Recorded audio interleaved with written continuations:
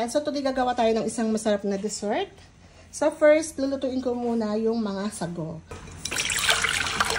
So ayan, kumukulo na. Lalagay ko na itong mga mini tapioca. Ayan. Para maglasang ube at magkulay ube, maglagay tayo ng ube flavoring.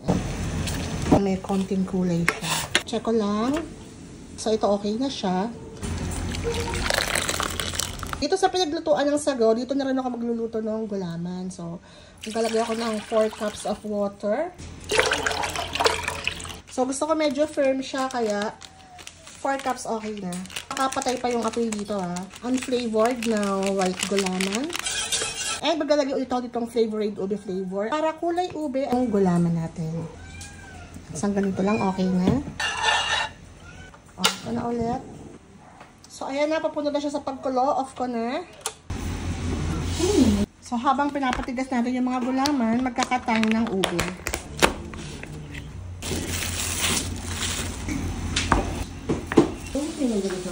So, ito na yung mga nakat kong ube halaya. So, ngayon naman, cheese yung ikiwain ko. Yan, lagyan ko ulit ng oil to.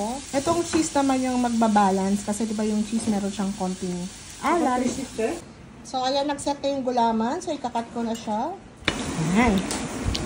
Sa dalawang all-purpose cream yung gagamitin ko para mas creamy.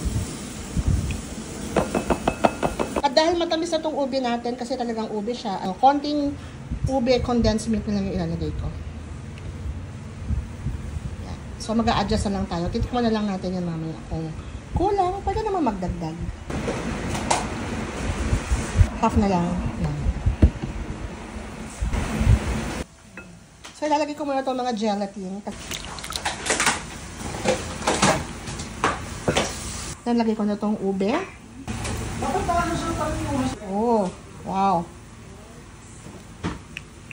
And then, lagay natin itong sago. Sa sago, kayong bahala kung gusto nyo maglagay ng sago or wag. Or kung gaano kadaming gusto nyo ilagay.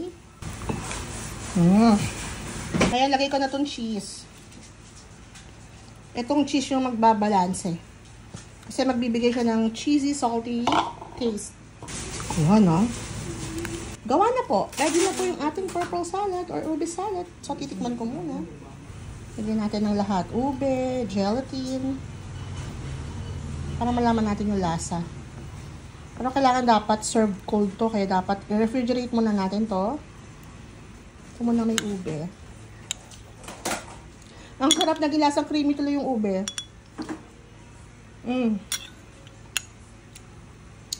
Itong gulaman, ang sarap din niya. Alam mo yung kahit wag mo na lagyan ng ube, kung talagang wala kang budget, gulaman na lang, ang sarap na kagad. Sabay natin yung cheese sa ube. Perfect.